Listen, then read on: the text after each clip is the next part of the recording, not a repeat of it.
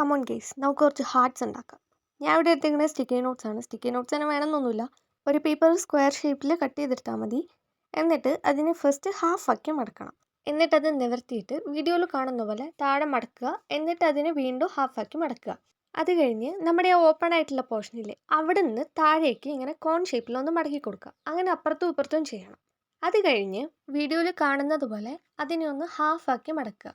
അപ്പം നമുക്ക് അവിടെ ഒരു ലൈൻ കിട്ടും. എന്നിട്ട് ആ ലൈനിൻ്റെ മുകളിലേക്ക് എന്ന രീതിയിൽ ഈ കോർണറിൻ്റെ ടിപ്പ് അതിൻ്റെ മുകളിലേക്ക് വെക്കുക. അത് കഴിഞ്ഞ് ആ കോർണർ ഒന്ന് പ്രസ് ചെയ്യുമ്പോൾ നമുക്ക് ഒരു ചെറിയ പോക്കറ്റ് ഓപ്പൺ ആയി കിട്ടും. അതിലേക്ക് ഈ പീസ് ഒന്ന് ഇൻസേർട്ട് ചെയ്ത് കൊടുക്കുക. അതുപോലെ രണ്ട് സൈഡും ചെയ്യാം. അത് കഴിഞ്ഞ് കഴിഞ്ഞാൽ ഏകദേശം നമ്മുടെ പരിപാടിയൊക്കെ കഴിഞ്ഞു. ഇനി ആ എഡ്ജസ് ഒക്കെ ഒന്ന് പുറകിലേക്ക് മടക്കി കൊടുത്തു കഴിഞ്ഞാൽ ഇനിയാണ് ഇൻട്രസ്റ്റിംഗ് പാർട്ട്. ഇവിടെ ഇല്ലേ, ഇവിടെ നമ്മൾ ഊതണം.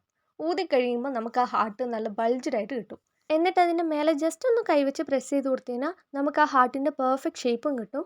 ഇത്രേ ഉള്ളൂ നമ്മുടെ പരിപാടി. സിമ്പിൾ അല്ലേ?